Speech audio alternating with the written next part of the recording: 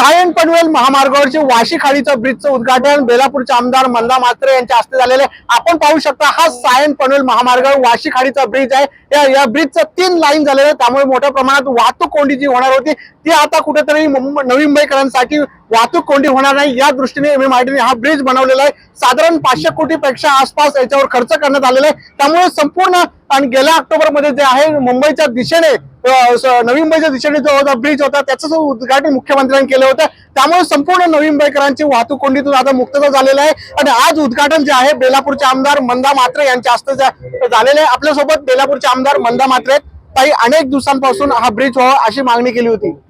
2014 मध्ये मी विधानसभेमध्ये लक्षवेधी मांडली होती की हा ब्रिज होणं का आवश्यक आहे।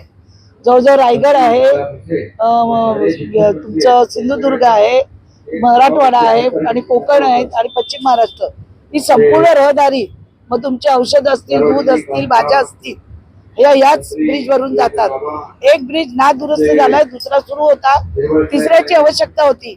2015 म्हणजे माननीय त्या काळी मुख्यमंत्री देवेंद्रजी फडणवीस साहेब आणि नगर विकास मंत्री आणि पालकमंत्री त्यावेळी एकनाथरावजी शिंदे यांनी समिती गठीत केली आणि 2015ला या कामाला मान्यता देऊन आज 775 कोटी 58 लाखाचं हा ब्रिज निर्माण झाला। आमचं नवी मुंबईकरांचं स्वप्न आणि महाराष्ट्राचं स्वप्न।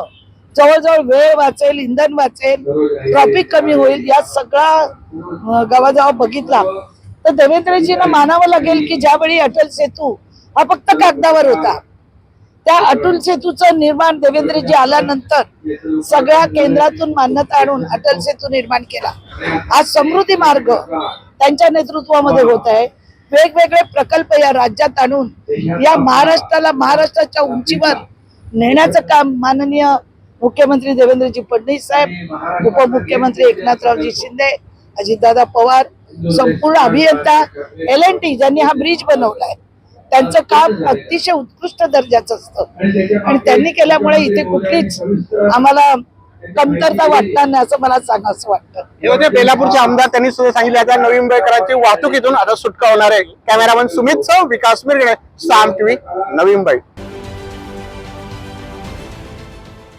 देश विदेशातील प्रत्येक घडामोडींचे लाईव्ह अपडेट मिळवण्यासाठी आता साम टीव्हीच्या सर्व सोशल मीडिया प्लॅटफॉर्मला लाईक, फॉलो आणि सबस्क्राईब करा।